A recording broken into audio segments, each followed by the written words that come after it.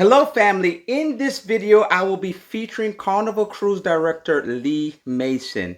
I have additional footage I really want to show you. If you follow my vlogs from Carnival Celebration, you will see him hosting the Love and Marriage show on day 2 and hold a question and answer session on day 7 where I asked him what was the funniest and scariest moments on a cruise ship. You have to go check out his answers. So what did I think of Lee Mason? Well, he was phenomenal. He was great at what he does, funny and personable. He was awarded the Best Cruise Director for 2022 and 2023, and I can see why. I was so glad that I was on the ship when he was on it. Before you see the footage, can you please do me a favor and subscribe, like, comment, and click the notification bell to be informed of future posts. And guess what, guys? It is free of charge, and it would really help my channel out if you do so. So without further ado, please see your cruise director, Lee Mason. And now there are some people in this room that are smiling. And the ones that are smiling, I guess, are the ones that have another cruise booked. Because that is the only true remedy for the post-cruise blues. So don't leave us waiting. You are more than welcome back anytime. Have you had a good week? Have you enjoyed yourself? You've enjoyed the fact that you haven't had to cook or clean or do any dishes, yeah? Can I check? How many of you have cruised before? Experienced cruisers, where are we? Okay, next question. Cruise addicts, people that have cruised a lot. Where are you in? Show yourself. It's okay to say cruise. And where's my first time cruisers at this evening? Who's on there? We've got one. Just one. We've got one in the balcony, but down here, high. You're the only one I can see. You're so far away. Just so you know, we don't pay for the seats here. The best ones are down the front tomorrow night. Happy birthday, cruisers. Happy birthday. Anybody celebrating anniversaries this week? Happy anniversary. I would ask if we have anyone on a honeymoon, but they're probably busy. What are you doing out here? You're wasting time. And is it just me? I thought the ship was rocking already. Anyway, happy honeymoon. Congratulations. And I performed in some of the most spectacular, beautiful theatres that I will ever have the honour of performing in a giant egg costume with my little face poking out, singing reimagined lyrics to that classic Sister Sledge, We Are Family. But instead of that, I was singing, I'm Humpty Dumpty. Yeah, it's a career highlight. My mum's proud, don't laugh. I'm joking, I'm not sure she is. Right, so I did children's theatre, and then eventually I started working at sea. Now, for anyone that's ever considered a career at sea, I'll let you know straight out the gate that for most of our positions on board, you have to start out in an entry-level position and work your way up. Because while you may be experienced in that field, in that job, ship life is different. Living where you work, living with the people you work with. Can you imagine taking the people that you work with home with you? I mean, some of you choose to. I don't mean that person, I mean the rest of them. Right? The chain of command on board, the policies and procedures. So most people that join ships on board join in an entry-level position and work their way up. So when I came to ships, guess what I was doing? Singing and dancing terribly. Yeah, but I was terrified I was going to get fired because there's incredible talents on these ships. So I had to do some soul searching, and I looked at myself, I thought, what do I do? Why did I get this job, and why have I not been fired? And if there's anyone out there that is maybe struggling, if you don't enjoy your job, my guess is because it doesn't let you use your natural skills and your natural talents, or it's not your passion. So take a look at yourself and look at what you do naturally, innately, better than other people.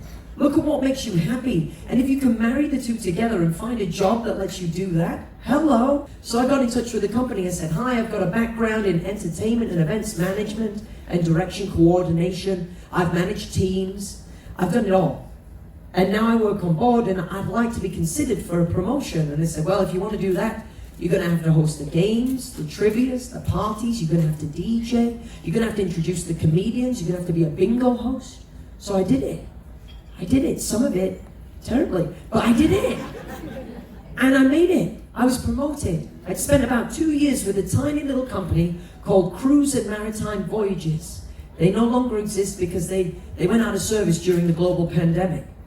But I was promoted with them, and it wasn't a straight shot. So I was the equivalent of like a Fun Squad team member. And then out of nowhere, boom, I was filling in for the cruise director because he had to go home. And then he came back, so I had to go back. And I was like the equivalent of a Fun Squad again. That company had a position in the middle called assistant cruise director that we don't have anymore here at Carnival. So then I became an assistant cruise director, and then I yo-yoed for a little while because then I'd moved to a ship that had an assistant cruise director, so I became an entertainment staff member again, and then eventually I was promoted. Now, during that time of my yo-yoing up and down, I am naturally ambitious, and I'm sure there are people out here that probably share that personality trait. Once I set my sight on a goal, I'm very all in. So I wanted to be promoted, I wanted to do that job. So I applied to Carnival.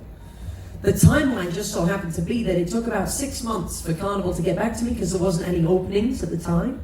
And I'd been promoted with my first company. And they're like, congratulations, you're promoted. And then about 2 months later, Carnival got in touch and said, hi, come to Miami, we'd like to interview you. Carnival's such a huge company, and the promise of these like fancy pants ships and sailing all around the world, I couldn't say no, so I flew out to Miami, and I had an intense day of interviews, and I got the job in 2016, October 2016. I joined Carnival Cruise Line on the Carnival Valor.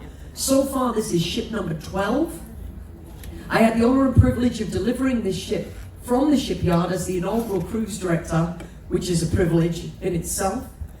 And have come back for a second contract as the cruise director on the flagship vessel, which is a real honor. And as a little, not so humble brag, but a claim to fame, last year I won Best Cruise Director 2022 for the entire industry, which I like to share with you all, but our captain reminds everybody that that was last year's award, so I'm not Best Cruise Director in the industry anymore. But it's been an incredible career, a wonderful life, and I've been working at sea now for around just over 9 years. So now you know me and you know my background and my journey. If you've got any questions at all, pop a hand in the air. Werner's got a microphone straight here down the... I just have, first of all, you can dance because I saw you, and you were pretty good. Fake it till you make it. Fake it till you make it. And also, I just wondered if you watched the coronation. I didn't, because you know what? I worked late last night, and I was up working at 9, so I had to get up this morning. Everyone in my country at home got the day off. I'm sorry. But you know something, it's one of those things that crew members all around the ship, all around the industry make sacrifices much greater than missing out on the coronation. It's an incredible day for the country and an incredible moment for anybody that got to see it around the world, right? But our crew members, they miss out on anniversaries, christenings, births, deaths. Sometimes their partners get married to other people. I joke. But it's just one of those sacrifices. We don't get weekends, we don't take public holidays, and if there are festivals, celebrations, or you know, religious observations even, for some of our crew members, we forego that to be here and to bring fun to your fun ship. But it's an incredible honor to have our jobs here, and I thank you for cruising with us. You got people behind you? Oh, always going up the back. It's okay. I know you're here. I know you're here. Oh, he's going right up the back. He doesn't normally move this fast. He obviously likes you, friends. Oh, and he took a wrong turn. He should have used Google Maps. Hi. Hello. Were you part of any of the cruise ships that were stuck at the beginning of COVID and wouldn't let the passengers off? Oh, you know, I consider myself incredibly lucky. So my pre-pandemic journey, I was on the Carnival Splendor. We sailed from California to Singapore, and then from Singapore down to Sydney, Australia. I did a short appearance on TV, which was really cool, for Carnival Australia.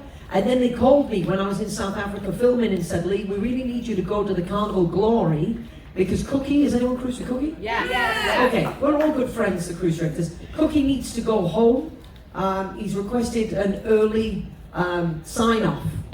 Nothing serious, but he wanted to go home. I don't know if you remember, but the Glory had a contact incident with a different... Yeah, I mean, so he'd been through all of that. It'd been quite a stressful contract, and he said, listen, if there's anyone that can cover for me, I'd appreciate it. They called me and said, of course I will, because we're the shoe on the other foot. I would have liked him to have done the same for me. So this is the build-up to me telling you that I joined the Glory late February, and I left March 1st. And I flew home on one of the last flights where things were normal. And little unbeknownst to me and everybody else on board, I handed over the Glory to Dion, another great cruise director. And Dion thought he was starting a 6 to 8 month contract that he got, I think, about 3 weeks out of. So no, I was really lucky that I wasn't on board. I think the company, I will say, I think the company did a great job of coordinating, getting guests home, and then looking after the crew best they could. Nobody had ever been through that sort of a situation before, and I hope we never have to do it ever again. Should we be faced with it, we've had practice.